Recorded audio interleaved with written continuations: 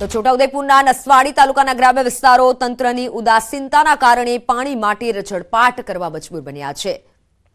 સરકાર નલ સે જલ યોજનાથી ઘરે ઘરે પાણી પહોંચ્યું હોવાનો દાવો કરે છે, પણ અંતરિયાળ ગામડાઓમાં લોકો એક બે બેડા માટે વલખા મારી રહ્યા છે। વાંખા ગામમાં નલ સે જલ યોજના અંતર્ગત નળ તો આવ્યા, પરંતુ વર્ષો બાદ પણ નળમાં પાણીનું ટીપું પણ નથી આવ્યું અને જે માત્ર શોભાના ગાંઠિયા સમાન બની રહી ગયા છે। પાણી આપવા માટે ગ્રામજનો અનેકવાર રજૂઆતો કરી ચૂક્યા છે, તેમ છતાં તંત્ર લોકોને પ્રાથમિક જરૂરિયાત પૂરી પાડવામાં આંખ આડા કાન કરી રહ્યું છે। સ્થાનિકોનું કહેવું છે કે જે લોકો માટે પાણી નથી, જે લોકોને પહોંચતું, તો પશુઓને કેવી રીતે આપીએ, અને એમાં પણ ઉનાળામાં સ્થિતિ ખૂબ જ વિકટ બની જાય છે। પશુને આજે પણ એક ટાઈમ પાણી આપવામાં આવે છે। અમને તકલીફ બહુ પડે છે પાણીની સાહેબ, અને અમારથી એકદમ હાથે પગે ચાલાતું નહીં, ઉગડાવારી જવાયું છે। પાણી લાવવાની અમારી કોઈ શક્યતા છે નહીં। આ નરો બેસાડી કે આજે કેટલા વર્ષ થયા, આજે આવશે કાલે આવશે કરી કરીને તે રાહ જોઈને આ ઉપર હો જતા રહેશું તો અમે પાણી દેખવાના નહીં સાહેબ, એવું અમારી એ છે। નહીં આવતું પાણી, બિલકુલ નહીં આવતું, કઈ જ નહીં। અહીં તો નળી જે નદી છે તે બી સૂકી અને કેનલ બેનલ તો કઈ છે નહીં, એટલે પછી બોરમાં બી પાણી કઈથી હોય ઉનાળામાં? જ્યારે ખેતરોમાં જ નહીં રહેતું તો પછી ગામની તો વાત જ નહીં રહેતી ને। કોઈ આવે તો રજૂઆત કરે ને, આ તમે પહેલી વાર આવીને પૂછો મને, કોઈ નહીં આવતું, બિલકુલ નહીં। બેહાડ્યા તારનું પાણી જ નહીં આવતું, ખાલી એમ જ શોખના બેહાડી ગયેલા છે। પાણીમાં ઉનાળામાં શિયાળામાં 12 માસ પાણીની તકલીફ રહે છે। એ તો નળમાં તો કઈ પાણી જ નહીં આવતું, નળ તો બધા અડધો તો ઉખેડીને ફેંકી હોય દીધા છે, પાણી નહીં આવતું એટલે। થોડા સમય પહેલા જ ગામમાં શાળાનું લોકાર્પણ કરવા આવેલા ધારાસભ્ય અભયસિંહ તડવીને સ્થાનિકોએ આક્રોશ સાથે પાણી અંગે રજૂઆત કરી હતી। સાથે વર્ષોથી બનેલી આંગણવાડી પણ દેખાડી, જ્યાં પાણી, શૌચાલય, વીજળી જેવી કોઈ પણ પ્રાથમિક સુવિધાઓ નથી। ગ્રામ્યજનો આંગણવાડીમાં બાળકોને મોકલતા ન હોવાથી સંચાલિકા પોતાના ઘરમાં જ બાળકોને બેસાડી અભ્યાસ કરાવે છે। સ્થાનિકોની રજૂઆત સાંભળી ધારાસભ્યએ તાલુકા વિકાસ અધિકારી અને કોન્ટ્રાક્ટરને ખખડાવ્યા હતા અને તાત્કાલિક સુવિધાઓ આપવા માટે આદેશ કર્યો હતો। જોકે એમએલએની સૂચનાને પણ ઘોડી અને પી ગયા હોય તેમ કોઈ પણ અધિકારીઓ હજી સુધી ગામમાં નથી ફરક્યા।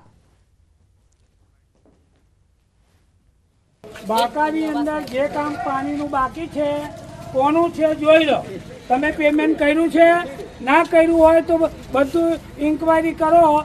આ કામ મારે ગામમાં તમારો માણસ આવે, પાણીની લાઈનો બાકી છે, બધું હજુ કનેક્શન જોયું નથી, તમે જાતે જાઓ। તમે પોલીસ કેસ કરો, જેને બનાવ્યું હોય તેની પર પોલીસ કેસ કરો। પૈસા કેટલા લીધા આ વિષય તમારી જવાબદારીમાં આવે। હા, જોવડાવી લો આજે, ના ચાલે ભાઈ, ગમે તેના વખતમાં બન્યું હોય પણ સુવિધા અધૂરી છે।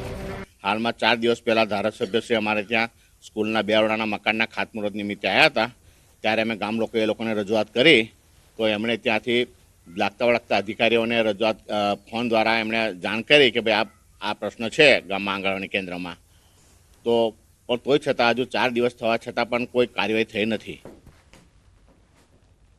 પાવી જેતપુરના સુખી જળાશય યોજનાની કેનાલોના નવીનીકરણ માટે આવેલા કુંવરજી બાવળિયાને જ્યારે સવાલ કરાયો ત્યારે તેમણે પાણી સમિતિને જવાબદાર ઠેરવી, સાથે જ આવી કોઈ બાબત ધ્યાનમાં આવશે તો કામગીરી પૂર્ણ કરવાની પણ હૈયાધારણા આપી। ઘણી વખત આ ગ્રામ સમિતિઓ ઘણી કાં તો નબળું કામ અથવા તો એની સમિતિના જે સભ્યો હોય છે, સભ્યોની થોડીક લાંબા સમય સુધી અંદરો અંદર આપસમાં કંઈ નાની મોટી મનદુખને કારણે એ ગ્રામ સમિતિઓ પૂરું કામ ગામની અંદર કામ કરતી નથી, અને એને કારણે ક્યાંક આવા ગામડાઓમાં મુશ્કેલીઓ છે। પણ અમે નક્કી કર્યું છે કે હવે એને પણ અલગથી સમિતિને સાથે રાખીને એપ્રેન્ટિસ નિમીને પણ એપ્રેન્ટિસના માધ્યમથી પણ આ કામ આવા મુશ્કેલીવાળા હોય અથવા તો સમસ્યાવાળાને પૂરા કરવા। વાત મોરબીની। મોરબીના શનાળા નજીક નિર્માણધીન મેડિકલ કોલેજની ઇમારતમાં સ્લેબ ધરાશાયી થયો છે। સ્લેબ ધરાશાયી થતા અનેક શ્રમિકો દટાયા હતા। ઘટનાની જાણ થતાં જ ફાયર વિભાગ, પોલીસ ટીમ ઉપરાંત ધારાસભ્ય દુર્લભજી દેથરિયા પણ સ્થળ પર દોડી આવ્યા હતા। ભારે જહેમત બાદ 5 જેટલા શ્રમિકોને બહાર કઢાયા હતા। હજુ પણ એક શ્રમિક અંદર ફસાયો હોવાની આશંકા વ્યક્ત કરાઈ છે।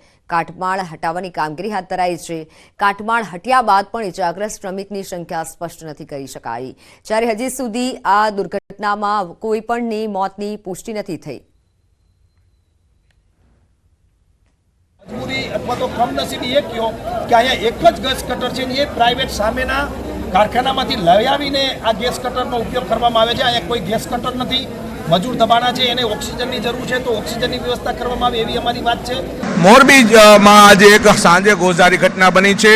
દ્રશ્યો મારી પાછળ જોઈ રહ્યા છો, જેમાં ત્રીજા માળની જે મેડિકલ કોલેજ નવી બની રહી છે તો સ્લેબ તૂટી પડ્યો છે અને સ્લેબ તૂટવાને કારણે મજૂરો પણ નીચે દટાઈ ગયા છે અને 3 જે મજૂરો છે, જે શ્રમિકો છે, તેને સારવારમાં ખસેડવામાં આવ્યા છે. ત્યારે હાલ અત્યારે જે કાટમાળ હટાવી અને અન્ય કોણ કોણ મજૂરો કેટલા દટાયેલા છે તે હાલ કાર્યવાહી હાથ ધરાઈ છે. આ બાબતે ઘટનાની જાણ થતાં જે દુર્લભજીભાઈ દેથરિયા જે વિસ્તારના ધારાસભ્ય છે તેઓ આવી ગયા છે. આપણે એમની સાથે પણ ખાસ વાતચીત કરીએ.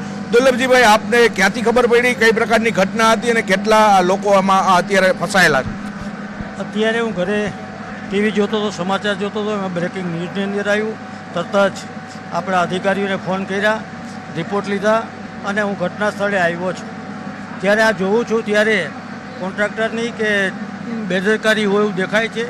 આમાં પણ કોઈ સરકારી અધિકારી, કર્મચારી કે એન્જિનિયર બેદરકારી હશે, સરકારને ધ્યાને મૂકી અને આ બેદરકારી આવી ન બને એવી અમે સરકારમાં રજૂઆત કરશું. કારણ કે ઠેકેદારને જે સેફ્ટીના સાધનો રાખવા જોઈએ એવા સેફ્ટીના સાધનો થાય ક્યાં? કારણ કે આ બે જાતની બેદરકારી જ ગણાય.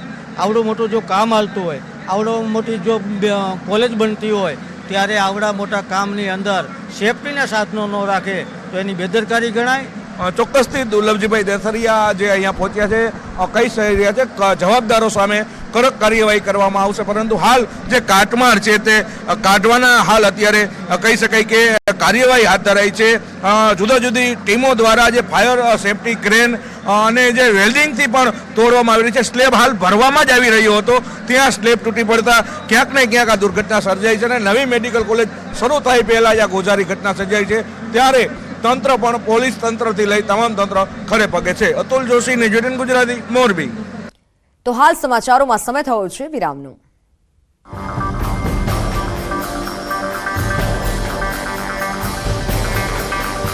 गुप्ता जी कहाँ?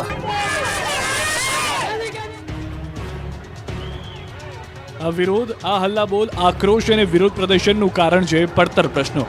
ફરી એકવાર આશા વર્કર બહેનોએ વિવિધ માંગણીઓને લઈને ગાંધીનગર ગજ્યું. ગાંધીનગર સત્યાગ્રહ છાવણી ખાતે મોટી સંખ્યામાં આશા વર્કર બહેનો પહોંચી.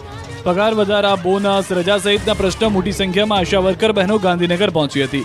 વિશ્વ મહિલા દિવસે જ રસ્તા પર મહિલા ઉતરી હતી અને વિરોધ પ્રદર્શન કર્યું. હાથમાં બેનર, ફ્લેગ અને પોતાની માંગ સાથેના સૂત્રોચ્ચાર કર્યા. પોતાના હક મેળવવા મહિલાઓએ રણચંડી બનતા ગાંધીનગરનું વાતાવરણ ગરમાયું. મોટી સંખ્યામાં મહિલાઓએ હલ્લાબોલ કરતા પોલીસ બોલાવવાની ફરજ પડી. મહિલાઓનો આક્રોશ આસમાને હોવાથી પોલીસને પણ મહિલાઓને શાંત કરવામાં પરસેવો છૂટી ગયો.